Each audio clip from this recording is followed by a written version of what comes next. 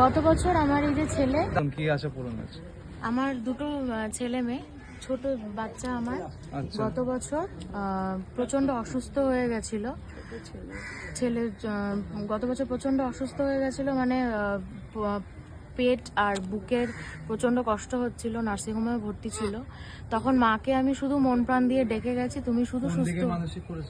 হ্যাঁ, মাকে শুধু মানে ফোনে ছবি দেখেই মাকে বলে গেছি মন প্রাণ দিয়ে যে মা তুমি ওকে সুস্থ করে বাড়ি নিয়ে আসো, পরের বছর আমি যখনই কলকাতায় যাব আমি তখনই তোমায় শাড়ি দিয়ে পুজো দেবো। আমরা নর্থ বেঙ্গল, কোচবিহার থেকে এসেছি। হ্যাঁ, মায়ের একখানা বেনারসি শাড়ি মাকে বলেই গেছি আমি, ছাপা শাড়ি আর কালনাগিনী মায়ের একটা শাড়ি দিয়ে ডালা দিয়ে পুজো দেবো।